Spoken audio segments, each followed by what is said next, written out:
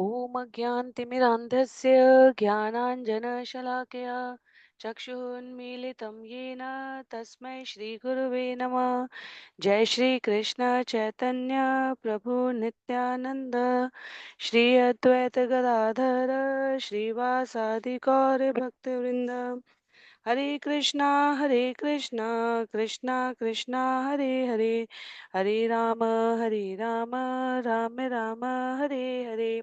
हरे कृष्णा कृष्णा कृष्णा हरे हरे, हरे राम राम राम हरे हरे।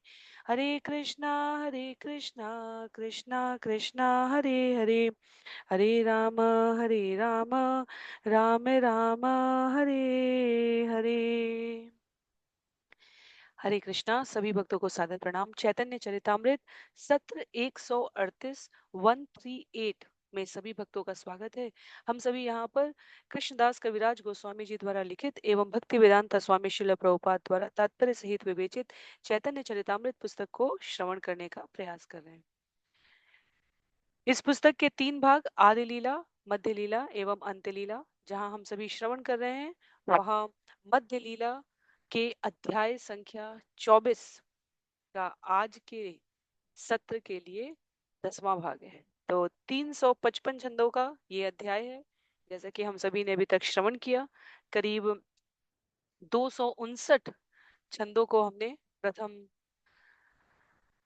9 सत्रों में श्रवण किया है। आत्माराम श्लोक की 61 व्याख्याएं यहाँ पर सनातन गोस्वामी और चैतन्य महाप्रभु के मध्य हुई वार्ता में बतलाई जा रही है।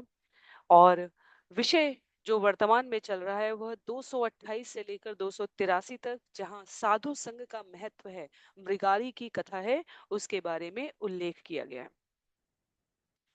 आत्माराम शब्द के अनेक सापेक्षिक अर्थ बताते हुए इस श्लोक की विभिन्न व्याख्याओं को भगवान के उपासक के रूप में, परमात्मा के पूजक के रूप में, ज्ञान मार्ग के अनुयायी के रूप में, अर्थात येन केन प्रकारेण जीव किस प्रकार से अपने आप को भक्ति में लगा सके, उन सभी दृष्टिकोण से कृष्णदास कविराज गोस्वामी भगवान के शब्दों को यहाँ पुनः प्रस्तुत कर रहे हैं। तो जीवन में साधु संघ का क्या महत्व है। एक उपस्थिति मात्र से अनेकानेक अनगिनत पशुओं का वध करने वाला, और एक सीधे वध नहीं करने वाला, एक तीर से मार न देने वाला, अपितु उन्हें छटपटाने के लिए छोड़ देने वाला, तड़प तड़प के मरते हुए देखने वाला मृगारी नारद मुनि की उपस्थिति मात्र से आत्म अवलोकन की अवस्था तक पहुंच गया, जहां उसने तीसरा प्रश्न जाते जाते नारद मुनि से कहा, कृपया मेरा मार्ग प्रशस्त करें। और नारद मुनि ने कहा, आपने जितना भी धन संचय किया है उन सबको वितरित कर दें। जो जरूरत है, जिनको आवश्यकता है, उनके मध्य। और पत्नी के संग वानप्रस्थ आश्रम के लिए घर छोड़कर नदी किनारे आकर एक कुटिया बनाकर कुटिया के सामने एक चबूतरे में तुलसी का पौधा लगाएं। और आगे कहते हैं, तुलसी परिक्रमा कर तुलसी सेवन, निरंतर कृष्ण नाम करी ह कीर्तन। अपने घर के सामने तुलसी रोपने के बाद नित्य प्रति उस तुलसी वृक्ष की परिक्रमा करना, उसे जल देकर सेवा करना और निरंतर हरे कृष्ण महामंत्र का कीर्तन करना।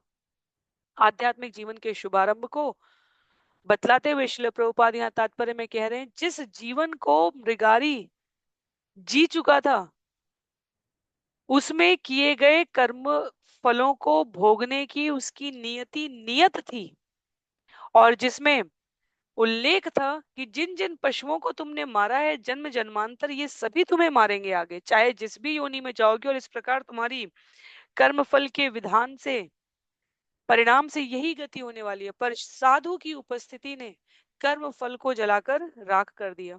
इसलिए जब भक्ति मार्ग में कोई आता है, तब 3 कार्य होते हैं। पूर्ववर्ती प्रारब्ध का फल नष्ट हो जाता है जलकर, वर्तमान में शनैः शनैः पाप करने की प्रवृत्ति साधना के अभ्यास से, हरिनाम जप से, हरिनाम सेवा से, भक्तों के संग से, श्रवण कीर्तन स्मरण से नष्ट होने लगती है और अंततः जीव भावी प्रारब्ध से मुक्त हो जाता है। ये तीन कार्य होता है। तो भक्ति करने की विधि के संदर्भ में उन्होंने बताया कि तुलसी का पौधा लगाकर प्रतिदिन उसे सींचकर उसके समक्ष हरे कृष्ण कृष्ण कृष्ण हरे हरे, हरे राम राम राम हरे हरे, इसका उच्चारण करें। शीघ्रता से आध्यात्मिक उन्नति कर सकता है जी, तनिक भी कठिन नहीं है। पाप के विकार की प्रवृत्ति समाप्त होना जीवन से, ये अत्यंत आवश्यक है।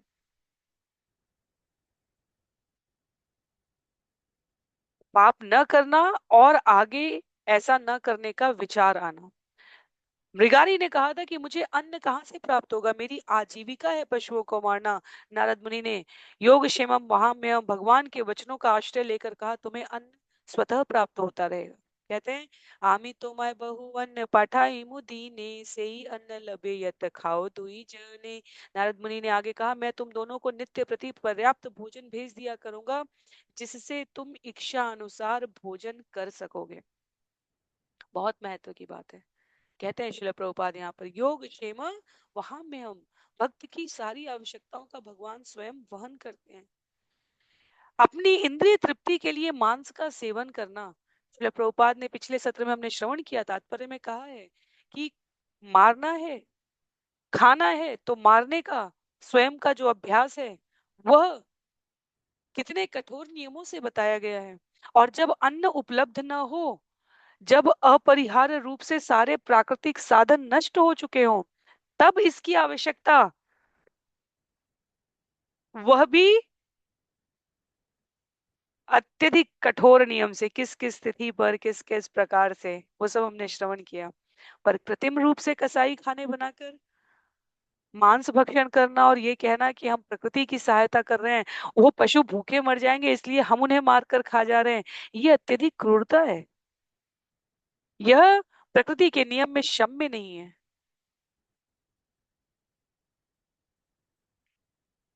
इसलिए नारद मुनि शिकारी को उपदेश देते हैं कि जितना आवश्यक है केवल उतना स्वीकार करें। शाक कंद मूल फल, ये भगवान द्वारा प्रकृति में स्वतः उपलब्ध कराए गए थे मनुष्यों के सेवन के लिए।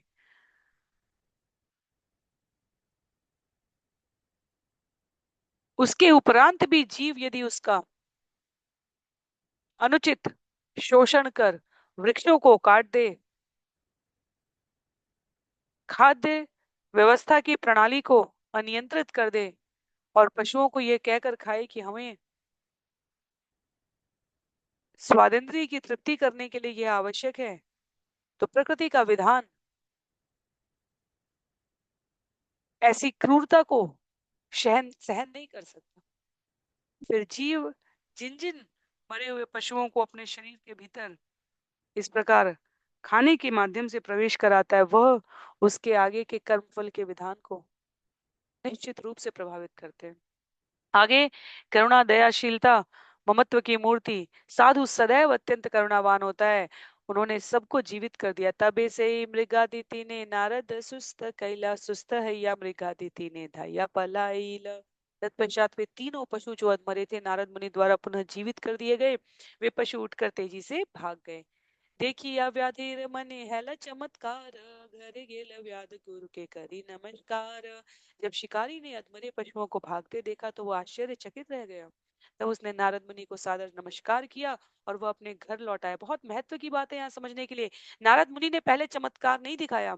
जिस जिसको उन्होंने अधमरा देखा था उसे यदि उन्होंने संबंध बनाए बिना, शिक्षा दिए बिना जीवित कर दिया होता तो शिकारी इसे अपने अहंकार के समानांतर ले लेता।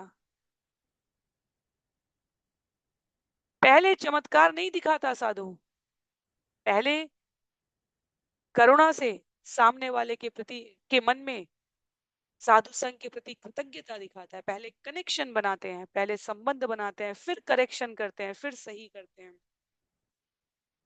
चमत्कार प्रभावित करने के लिए किया जा सकता है, और जब सामने वाला प्रकाशित होकर नमस्कार करता है तब चमत्कार का प्रभाव कल्याण देता है।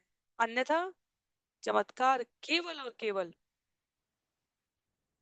भौतिक आबंद में और अधिक इच्छा पूर्ति में सहायक बन सके, सामान्य जीव ऐसा विचार करता है। इसलिए साधुओं के लिए, जो वास्तविक संत हैं, वैष्णव हैं, उनके लिए चमत्कार प्रमुख नहीं होता। सामने वाला भगवान के श्री चरणों में बिना किसी आवश्यकता के केवल प्रेम वश नमस्कार करना सीख जाए, यह उनकी प्राथमिकता होती है। तो जब शिकारी ने स्वीकार कर लिया कि वह गुरु के वचनों का पालन करेगा, तब नारद मुनि ने वर्तमान के अधमरे पशुओं को जीवित कर उनको पुनः उनके स्थान पर प्रस्तुत करते हुए शिकारी को संकेत किया कि भगवान के श्री चरणों में मनसा वाचा कर्मणा अपने आप को समर्पित कर देने के पश्चात पूर्ववर्ती कर्मों का फल किस प्रकार जलकर राख हो जाता है, कर्म ही नहीं रह गया। जिसको अधमरे पशु का जिसको उसे फल मिलता, वो अब अधमरा ही नहीं है, वह तो स्वस्थ होकर वापस लौट गया। यदि साधु ऐसा कर सकते हैं, संत ऐसा कर सकते हैं, तो जो पूर्ण कृतज्ञता के साथ भगवान के श्री चरणों में अपनी भगवान की भक्ति करने के लिए अपनी उपस्थिति को सुनिश्चित कर दें, उनके लिए भगवान क्या कुछ नहीं कर सकते। यथास्थाने नारद गेला व्याध घरे आईला, नारदेर उपदेश सकल करीला। इसके बाद नारद मुनि अपने गंतव्य को चले गए। वह शिकारी घर लौटकर अपने गुरु नारद के उपदेशों का अक्षरशः पालन करने लगा। श्रील प्रभुपाद कहते हैं, यदि हम आध्यात्मिक उन्नति के लिए आश्वस्त होना चाहते हैं, तो प्रामाणिक गुरु होना चाहिए और हमारी तरफ से उनके उपदेशों का पालन होना चाहिए। ग्रामे ध्वनि हैला व्याध वैष्णव हईला, ग्रामीण लोक सब अन्न आनी ते लागीला। ये समाचार सारे गांव में फैल गया कि शिकारी वैष्णव बन गया है। सारे ग्रामवासी भिक्षा लाकर उस वैष्णव को देने लगे, जो पहले एक शिकारी था। कितनी महत्व की बात है। नारद मुनि अपने वचनों को सार्थक कराने के लिए वहां उपस्थित नहीं है, पर भगवान ने कहा है, संत का वचन है। वैष्णव जो 4 वर्ण और 4 आश्रमों से ऊपर बताया जाता है, शास्त्र कहते हैं उसके भरण पोषण का, क्योंकि वैष्णव की आवश्यकता न्यूनतम होती है। वह शरीर भी इसलिए स्वस्थ रखना चाहता है ताकि वह भक्तिमय सेवा में अपने आप को संलग्न कर सके। तो जो गृहस्थ में थे, जो नियमित सदाचार का पालन करते हुए जीवन यापन कर रहे थे, उन्होंने इसे अपना सुकृत समझा कि हम इस शिकारी की सहायता करें, सहयोग करें। अब यह अपनी रोजगार वृत्ति को छोड़कर वैष्णव वृत्ति अपना रहा है, तो उसको किसी भी प्रकार की कमी न रही, उसका भरण पोषण यूं ही होने लगा। एक दिन अन्न आने दश बीस जने, दीने तत लय ज्ञात खाई दुई जने। एक दिन में 10 या 20 लोगों के लिए पर्याप्त भोजन आता, किंतु शिकारी तथा उसकी पत्नी उतना ही स्वीकार करते जितना वे दोनों खा सकते थे। एक दिन नारद कहे सुनह पर्वते, हमारे एक शिष्य आजे चलह देखी ते। एक दिन अपने मित्र पर्वत मुनि से बातें करते हुए नारद मुनि ने उनसे कहा कि चलो चलकर उनके शिकारी शिष्य को देख कर आए। तबे दुई ऋषि अइला सेई व्याध स्थाने, दूर हते व्याध पाइला गुरु र दर्शने। जब दोनों ऋषि शिकारी के स्थान के निकट पहुंचे, तो शिकारी ने दूर से ही उन्हें आते हुए देखा और क्या किया, आस्ते व्यस्ते धैया आसे पथ नहीं पाय, पथे रपि पिलिका इति उति धरे पाय।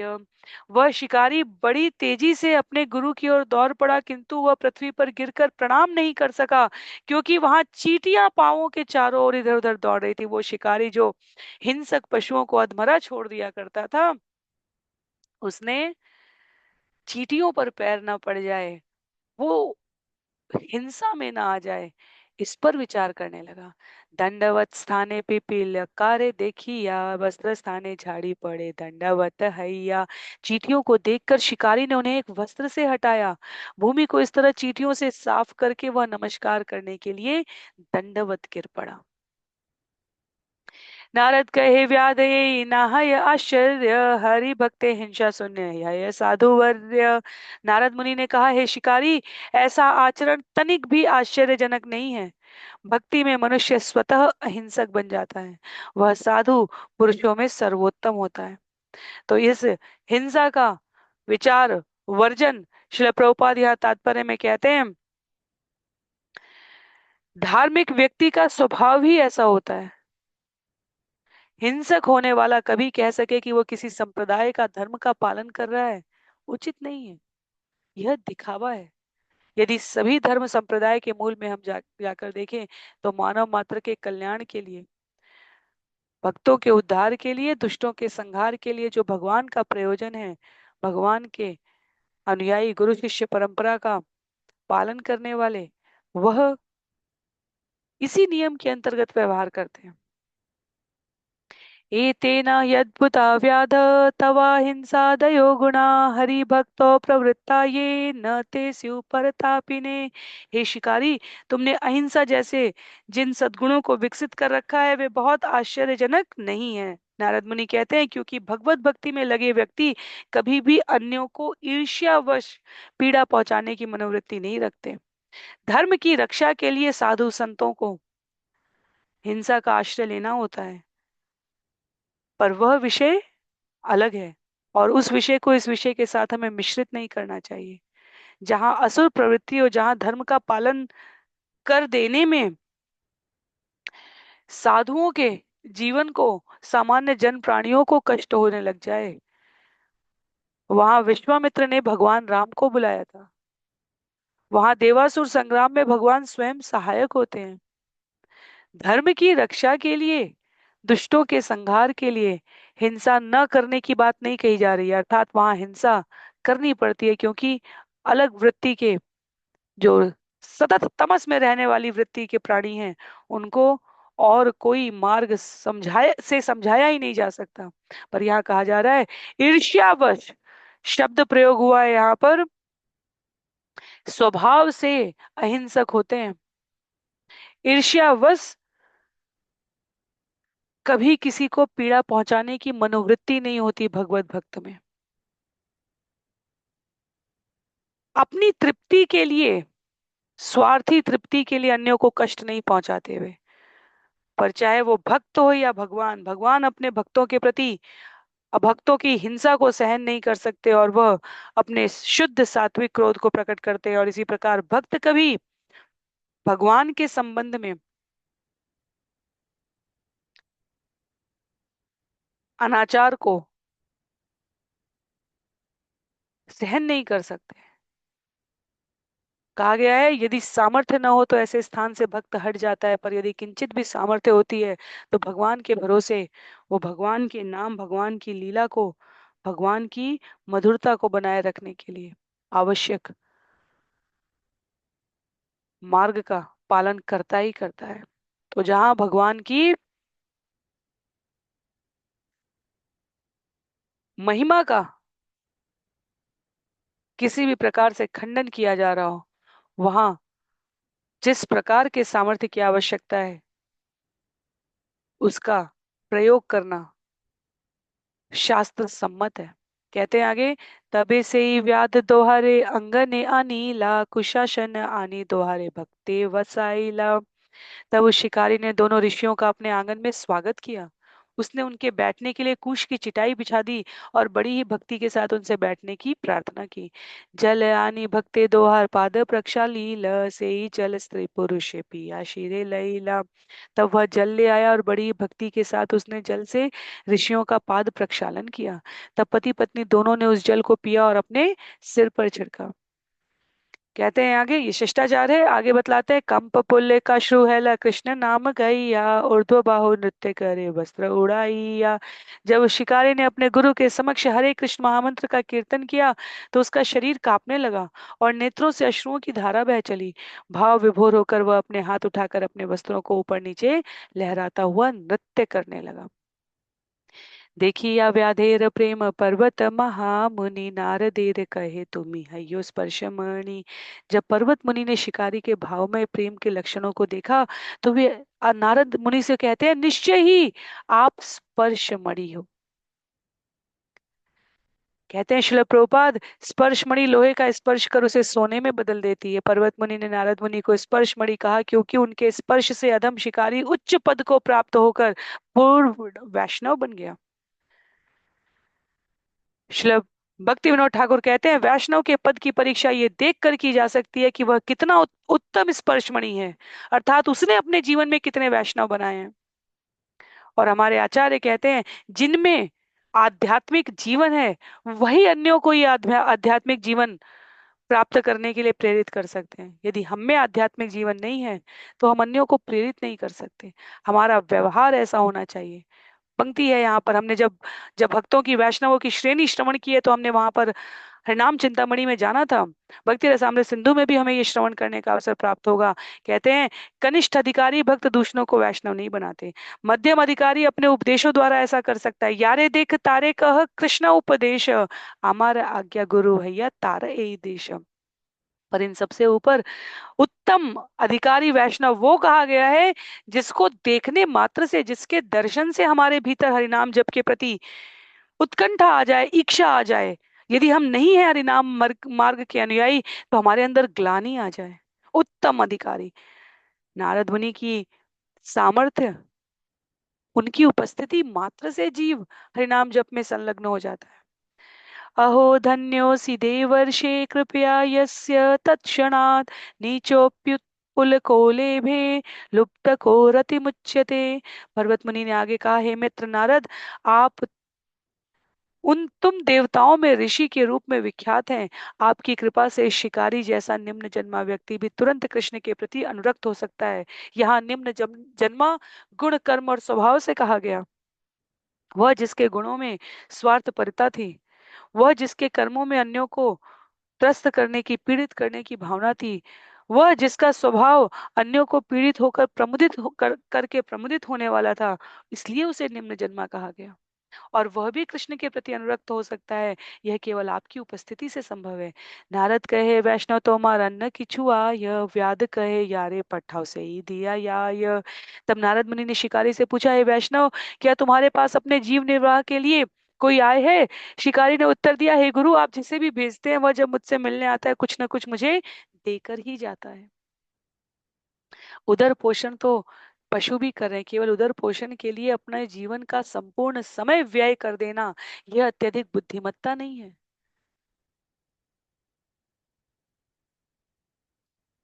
यदि कोई वास्तव में वैष्णव बनने के मार्ग की ओर अग्रसरित हो चुका है, अभ्यास कर रहा है, प्रयास कर रहा है, साधना भक्ति में लगा है, भगवान की सेवा में लगा है, तो आचार्य कहते हैं उसे अपने उदर पोषण के लिए कदापि चिंतित होने की आवश्यकता नहीं। निश्चित रूप से भगवान वहन करते हैं, पर यह नहीं कि हम आलस से प्रवृत्ति में अपने आप को संलग्न करें। वैष्णव कभी आलसी नहीं होता, वैष्णव कभी निराश्रित नहीं होता। वैष्णव सदैव अत्यधिक सतर्क रहकर उत्साह के साथ अपने शरीर के सामर्थ्य का एक एक कतरा, एक एक क्षण, एक एक अंश भगवान की भक्ति में, भगवान की सेवा में, भगवान के बताए गए नियमों के आचार में और उन अन्य उसको पालन कर सके इसके प्रचार में लगाता है। तो उसके भरण पोषण के लिए, उदर पोषण के लिए जो सामर्थ्य, जो आवश्यकता है वो भगवान वहन करते ही करते हैं। इत अन्न ना पठाओ किछु कार्य नाई, सबे दुई जनार योग्य भक्ष्य मात्र चाई। मृगारी जो कह रहा था कि ये पशु तो मैं अपनी रोजगार वृत्ति के लिए मारता हूँ, वो कहता है नारद मुनि से अब यहाँ पर, उस पूर्व शिकारी ने कहा कृपया इतना अन्न मत भेजें, केवल उतना ही भेजें जितना हम दोनों के लिए पर्याप्त है, अधिक की आवश्यकता नहीं है भगवान। श्रील प्रभुपाद यहाँ तात्पर्य में उल्लेख करते हुए कहते हैं कि हमारे जो षट गोस्वामी हुए हैं वो सिर्फ उतना ही संग्रह करते थे जितना उस दिन के उदर पोषण के लिए आवश्यक था।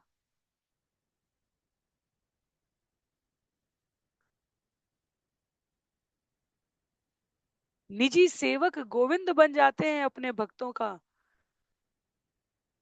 पालन पोषण करने के लिए, यदि जीव भगवत कृपा पर आश्रित हो जाए। जो पूर्णतया कृष्ण भावनामृत समुदाय में रह रहे होते हैं, पूर्णकालिक मंदिर में निवास कर रहे होते हैं, उनके लिए तो अगले दिन के भोजन के संग्रह की भी आवश्यकता नहीं कही गई है। पूर्ण समर्पण में भगवान अनेकानेक लीलाएं हैं जहाँ भक्त को जैसी आवश्यकता है वैसा रूप धरकर सहायता करने आते हैं। पर जीवन में उतना समर्पण होना चाहिए, उतनी भक्ति होनी चाहिए, उतना विश्वास पूर्वक प्रयास उपस्थित होना चाहिए। आगे कहते हैं, नारद कहे एचे रह तुम्ही भाग्यवान, एत बलि दुई जन हैला अंतर ध्यान। नारद मुनि ने एक दिन से अधिक भोजन की आपूर्ति की इच्छा न करने के प्रति सहमति व्यक्त की और उसे यह कहते हुए आशीर्वाद दिया कि तुम भाग्यशाली हो।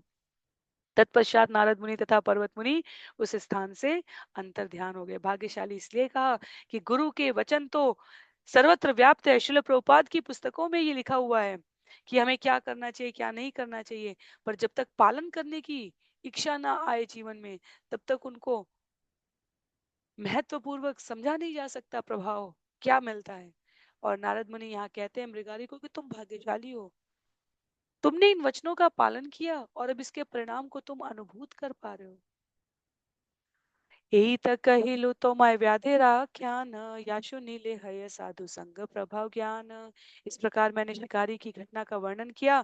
इस कथा को सुनकर भक्तों की संगति के प्रभाव को समझा जा सकता है। तो चैतन्य महाप्रभु कहते हैं, श्रील प्रभुपाद बल देना चाह रहे हैं कि पुरुषों में अधम, स्वभाव में अति अधम, यदि एक शिकारी तक नारद मुनि अथवा उनकी प्रामाणिक गुरु शिष्य परंपरा के भक्त की संगति करने से सर्वोच्च वैष्णव बन गया, तो जो भगवान की महत्ता से परिचित है उनके जीवन में यह कितना परिवर्तनशाली क्रम ला सकता है, इसे कहने की भी आवश्यकता नहीं है, केवल पालन करके अनुभूत किया जा सकता है। सुबह और शाम के सत्र में जो हम सभी हरे कृष्ण चुनौती पुस्तक श्रवण कर रहे हैं, उसमें अध्याय संख्या 23 में भक्ति वेदांता स्वामी श्रील प्रभुपाद का संवाद है अपने शिष्यों के संग, जहां पर शिष्य कहता है कि विज्ञान कहता है कि ये भक्ति आस्था का विषय है, जो इंद्रियों से अनुभूत किया जा सके वही सत्य है। और श्रील प्रभुपाद ने कहा, मैं एक एक इंद्रिय से भगवान को अनुभूत कर सकता हूँ। यदि हम अभ्यास करें तो हम अपने आंखों से, अपने कानों से, नेत्रों से कहा जा रहा है यहाँ पर, अपनी जीवा का प्रयोग करके जब भगवान का नाम लेते हैं तब हम अनुभूत कर सकते हैं। पर क्या हमारे जीवन में वो अभ्यास है, क्या विश्वास है? यदि विज्ञान का अर्थ है कि जो अनुभूत किया जा सके वही सत्य है, तो भगवान तो परम सत्य है। इस प्रकृति में यदि हम अपनी इंद्रियों का प्रयोग न करें, दूसरी की इंद्रियों का प्रयोग होते हुए हम समझ सकते हैं कि भगवान कितने सर्वव्यापक, सुहृदयी, सर्वलोक महेश्वर है। हंसता खला हंसता खड़ा हुआ खिला हुआ इंसान, शरीर यहीं रह जाता है, चेतना चली जाती है। बड़ी बड़ी योजनाएं बनाने वाले मनुष्यों का निरत हाथ से जाते हुए इस लोक से प्रयाण करने का क्रम देखकर भी हम अभी सोच रहे होते हैं कि भगवान है या नहीं। हमें ये उपस्थिति के लिए कोई अन्यत्र प्रमाण चाहिए? विचार करने की बात है। भगवान को अनुभूत करने के लिए, इस जगत में कुछ भी प्राप्त करने के लिए हम घंटे 2 घंटे की लाइन में खड़े रह सकते हैं। हम एक निश्चित राशि प्राप्त करके ही किसी वस्तु का क्रय विक्रय कर सकते हैं। किसी पद प्रतिष्ठा के स्थान पर अपने आप को स्थित करने के लिए आवश्यक नियमों का पालन करते हैं। और सच्चिदानंद भगवान के लिए हम कहते हैं कि वो तत्क्षण हमारे समक्ष प्रकट हो, हमारी इंद्रियां कुछ तो कार्य करें, कुछ तो योग्यता अर्जित करें। सबसे सरल योग्यता कही गई है मुख से हरि का नाम लेने का और जीवन में भक्तों का संग करने का। जहाँ श्रवण, जहाँ गुणगान, जहाँ भगवान के लिए इंद्रियों की सेवाओं का प्रयोग स्वतः होने लग जाए, तब भगवान की उपस्थिति तो है ही जीवन में हर क्षण, पर अनुभव करने के लिए किंचित योग्यता तो लानी पड़ेगी। विश्वास रूपी ईंधन तो लगाना पड़ेगा। प्रयास रूपी लकड़ियों को उसमें, उस अग्नि में, विश्वास की अग्नि में जलाना तो पड़ेगा। कहते हैं यहाँ पर, एई आर तीन अर्थ गढ़ नाते पाइला, एई दुई अर्थ मिली 26 अर्थ हईला। इस तरह हमें 3 अर्थ और मिल गए और अन्य अर्थों के साथ मिलाने पर अर्थों की कुल संख्या 26 हो गई। तो अब जो विषय है यहाँ पर, छंद संख्या 284 से, यहाँ यदि हम छंदों की इस विषय सूची के अनुसार देखें, 284 से 294 तक अन्य अपेक्षित व्याख्याएं प्रस्तुत की जा रही हैं। तो हम सभी श्रवण करेंगे। 284 पर कहते हैं यहाँ पर, आर्य अर्थ शून्य यहाँ अर्थिर भंडार, स्थूले दुई अर्थ सूक्ष्म 32 प्रकार। एक अन्य अर्थ भी है जो नाना प्रकार के अर्थों से पूर्ण है। वस्तुतः दो स्थूल अर्थ हैं और 32 सूक्ष्म अर्थ हैं। तो अनेक अनेक अर्थ हैं यहाँ पर। जिन दो स्थूल अर्थों का प्रसंग है शिल प्रभुपाद हमें यहाँ पूर्व में ही तात्पर्य में सूचित कर दे रहे हैं, वो वैदिक भक्ति तथा रागानुग भक्ति की बात की जा रही है। और 32 सूक्ष्म अर्थ भी बताए गए हैं। तो वैदिक भक्ति के अंतर्गत आत्माराम के अर्थ के आधार पर 16 अर्थ हैं यहाँ पहले सूची में। यथारूप श्रवण कर लेते हैं हम।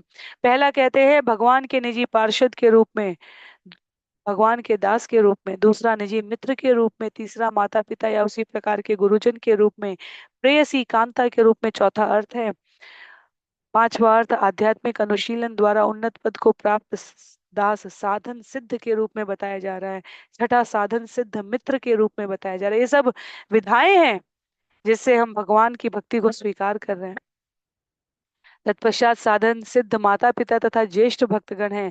साधन सिद्ध कांता या सखी है, दास के रूप में प्रौढ़ भक्त हैं, मित्र के रूप में उन्नत भक्त हैं, माता पिता तथा गुरुजन के रूप में उन्नत भक्त हैं, पत्नी तथा कांता के रूप में उन्नत भक्त हैं, दास के रूप में अपरिपक्व भक्त हैं, मित्र के रूप में अपरिपक्व भक्त हैं, पिता तथा गुरुजन के रूप में कनिष्ठ भक्त हैं और प्रियतमा के रूप में कनिष्ठ भक्त हैं। तो रागानुग भक्ति के अंतर्गत भी 16 प्रकार के पार्षद होते हैं। इस तरह वैदिक भक्ति तथा रागानुग भक्ति शीर्षक के अंतर्गत कुल भक्तों की संख्या 32 हो जाती है। तो दो प्रकार में और प्रत्येक प्रकार में 16 उप प्रकार बताए जा रहे हैं। वैदिक भक्ति में हम भगवान के साथ जो संबंध स्थापित कर रहे हैं उनके इन प्रकारों को यहाँ उल्लिखित किया गया। कहते हैं आगे आत्मा शब्द कहे सर्वविध भगवान, एक स्वयं भगवान आर भगवान आख्यान। आत्मा शब्द पूर्ण पुरुषोत्तम भगवान के समस्त विभिन्न अंशों का द्योतक है। इनमें से एक स्वयं पूर्ण पुरुषोत्तम भगवान कृष्ण है और शेष कृष्ण के विभिन्न अवतार या अंश हैं। ब्रह्म संहिता में इसका दीप मालिकाओं से उल्लेख किया गया है। दीपार्चिरेव हि दशांतरमभ्युपेत्य, दीपायते विवृत हेतु समान धर्मा, यस्तादृगेव हि च विष्णुतया विभाति, गोविंदमादिपुरुषं तमहं भजामि। सारे गौड़ दीपक समान रूप में शक्तिशाली होते हैं, किंतु मूल दीपक वह होता है जिससे अन्य दीपक जलाए जाते हैं। तो परमात्मा परमात्मा कृष्ण आदि पूर्ण पुरुषोत्तम भगवान है। उनका असंख्य विस्तार है, अवतार है, और वह मूल दीपक परमात्मा से अनेक अनेक आत्माएं हैं। अन्य भगवान की पूर्ण शक्ति की आंशिक अभिव्यक्ति हो सकते हैं, श्रील प्रभुपाद कहते हैं। पर मनुष्य के रूप में हमारे लिए इतना जानना आवश्यक है कि भगवान जिस प्रागानुग प्रेम में बंद कर वृंदावन में नंद महाराज के पुत्र ग्वालों के मित्र गोपियों के प्रियतम के रूप में आते हैं, वही पूर्ण पुरुषोत्तम है।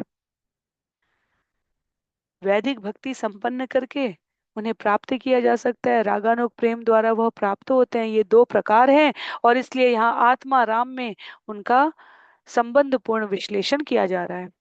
दातेरा में यही से सब आत्मा राम, विधि भक्त राग भक्त दुई विध नाम।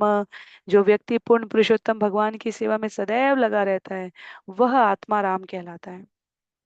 आत्मा राम के दो प्रकार हैं। पहला आत्मा राम वह है जो वैधि भक्ति में लगा रहता है, तथा दूसरा वह है जो रागानुग भक्ति में लगा रहता है।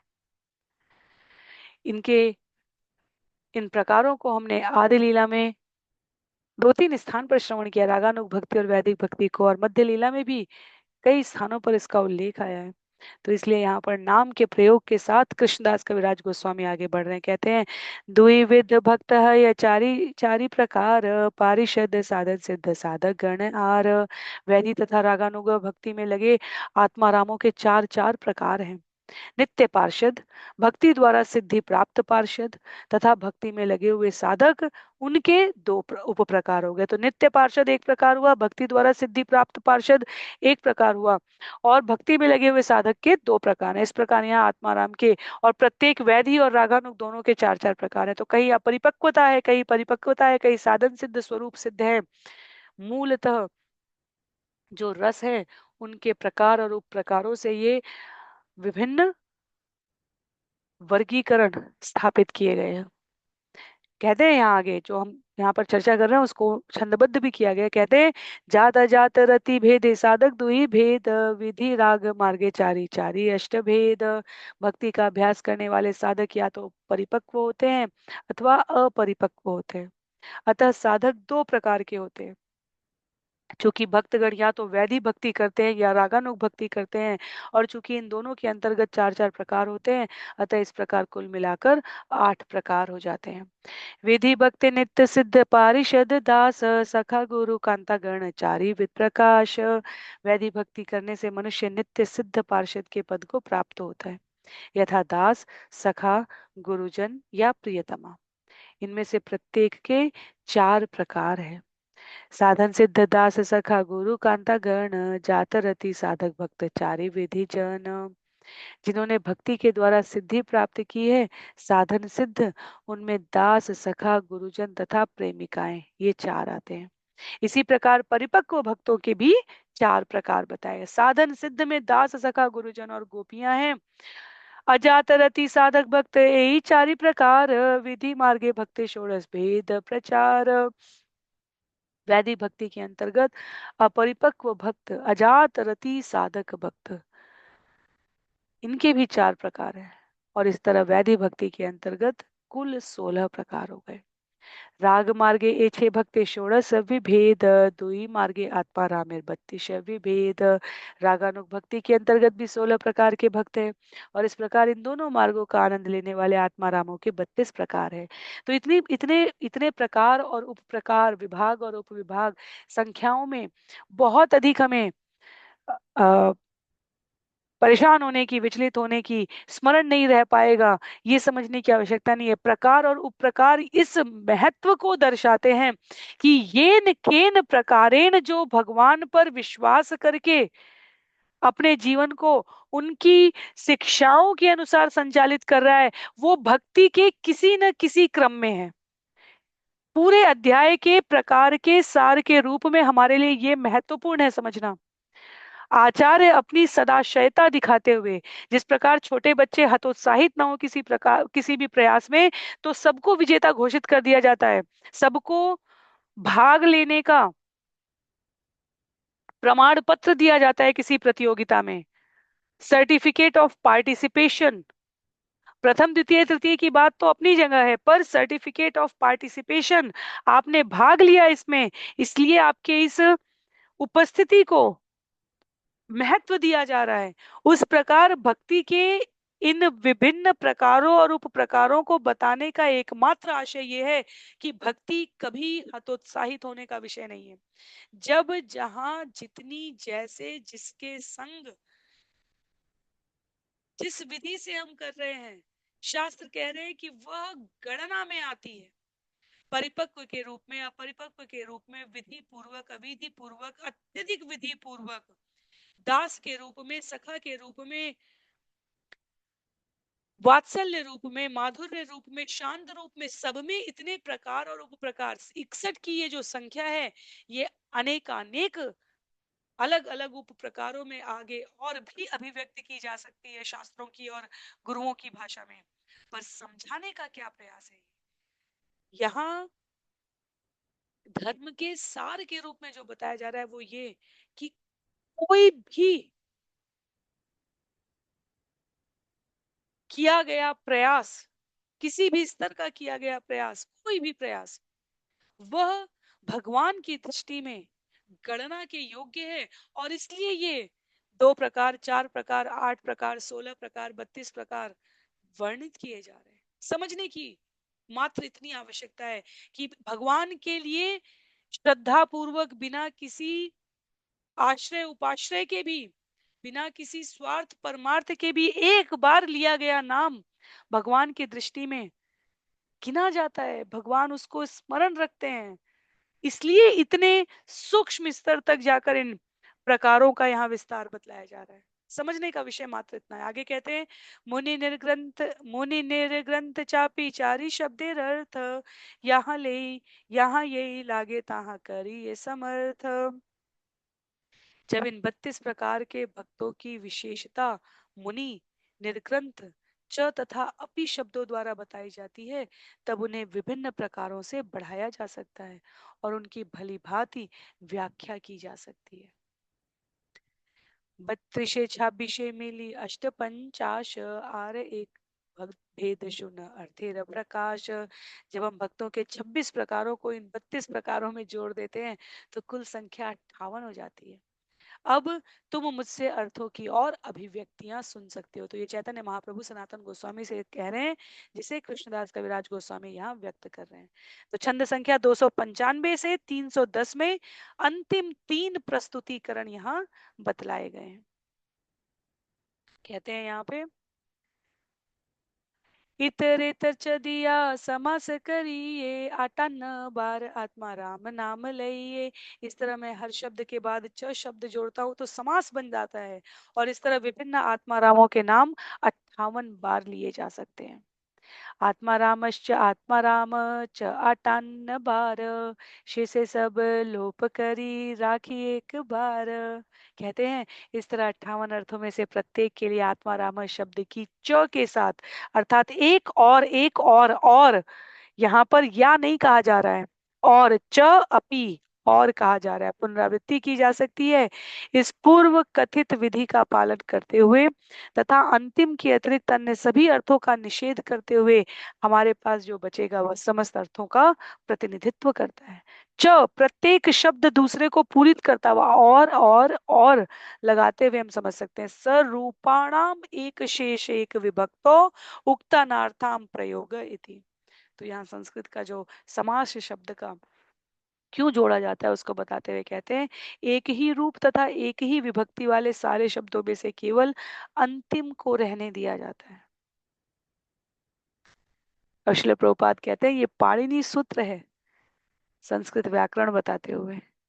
एक ही रूप, जब हमने केशव काश्मीरी और चैतन्य महाप्रभु की कथा श्रवण की थी आदि लीला में, जब केशव काश्मीरी अपनी विद्वत्ता को दिखाते हुए माता गंगा की महिमा का उद्धरण करते हुए नूतन नवीन श्लोक तत्क्षण निर्माण किए जा रहा था। कई घंटे कहे गए, 3 घंटे तक 100 से ज्यादा छंदों की रचना कर डाली केशव कश्मीरी ने, और प्रथम बार रचना की थी। ऐसा नहीं था कि पहले से कहीं संकलित थे जिन्हें स्मरण करके सुना रहा था। और चैतन्य महाप्रभु ने उसमें से श्लोक विशेष उठाकर एक एक शब्द की ऐसी गूढ़ व्याकरण परिभाषा कर दी। वह चैतन्य महाप्रभु यहाँ आत्माराम की 61 व्याख्याएं समझा रहे हैं। तो हम सामान्य साधकों के रूप में मात्र इतना समझ लें कि भगवान भक्त के माध्यम से सामान्य साधकों को, जीवों को आश्वस्त कर रहे हैं कि भगवान की भक्ति के लिए किया गया कोई भी प्रयास भगवान की दृष्टि में गणना के योग्य है। जहां से भी हम आरंभ करें इस क्रम को, वह क्रम हमारी इस आध्यात्मिक यात्रा में, वह क्षण हमारी इस आध्यात्मिक यात्रा में जुड़ता चला जाता है। कह रहे हैं, एक करें या एक ही विभक्ति वाले सारे शब्द करें, सब गणना के योग्य हैं। आटा न चकारे र सब लोप य, एक आत्मा राम शब्द आटा नर्थ करे य क य। सारे चकार, च अर्थात और, तथा अथ अर्थात च से युक्त शब्द हटा लिए जाने पर भी केवल एक शब्द आत्मा राम से 58 विभिन्न अर्थ प्राप्त किए जा सकते हैं। अश्वत्थ वृक्षाश्च बट वृक्षाश्च कपित वृक्षाश्च आम्र वृक्षाश्च वृक्षाः। इस बहुवचन शब्द वृक्षा से सारे वृक्ष यथा बरगद, पीपल, कैथा तथा आम के वृक्षों का संकेत होता है। तो ये उदाहरण देते हुए बता रहे हैं, आत्माराम शब्द से सभी प्रकार की भक्त की विभक्तियों का वर्गीकरण का अर्थ प्राप्त हो रहा है। जैसे वृक्षाः कहने से बरगद, पीपल, कैथा, आम, नीम, बबूल सब वृक्षों का संकेत हो जाए, ये उदाहरण देकर बताया जा रहा है। यहाँ पर छंद संख्या 300 में कहते हैं, अस्मिन अस्मिन् वने वृक्षा फलन्ति यशेहय, त्याचे सब आत्मा राम कृष्ण भक्ति करय। आत्मा राम श्लोक वैसा ही है जैसा कि यह वाक्य। इस जंगल में अनेक विभिन्न वृक्षों में फल लगते हैं। सारे आत्मा राम भगवान कृष्ण की सेवा करते हैं। तो आत्माराम का कोई भी प्रकार है, जिसने अपने आप को आत्मा के रूप में स्वीकार कर लिया है, उसके द्वारा किया गया कोई भी प्रयास परमात्मा के द्वारा स्वीकार किया जाता है। मात्र इतना समझना है। तो इस अध्याय के आरंभ होने में, क्योंकि पिछले 10 सत्रों से हम इन छंदों को श्रवण कर रहे हैं, तो जो नियमित श्रोता है उनका कहना था कि पुनः पढ़ना पड़ेगा, क्योंकि काफी श्रम है इसमें, काफी गूढ़ अर्थ है इसमें। और इसमें ही नहीं, पिछले जितने भी अध्याय चल रहे हैं सनातन गोस्वामी जी के साथ वार्ता में, और यहाँ पर आचार्य उन सब के सार में कहने कहने जा रहे हैं, जिस भी प्रकार से हम भगवान की भक्ति का शास्त्र के वचन के अनुसार गुरु के मार्गदर्शन में भक्तों के संग अभ्यास कर रहे हो, वो सारे प्रकार भगवान की सेवा करते हैं, यही सार है। और इसलिए वह गणना के योग्य है। तो छंद संख्या 301 से हम सभी आगे श्रवण करने का प्रयास करेंगे। करीब 55 छंद इस अध्याय में और हैं, और संभवतः एक सत्र और प्रयास करेंगे कि लगे।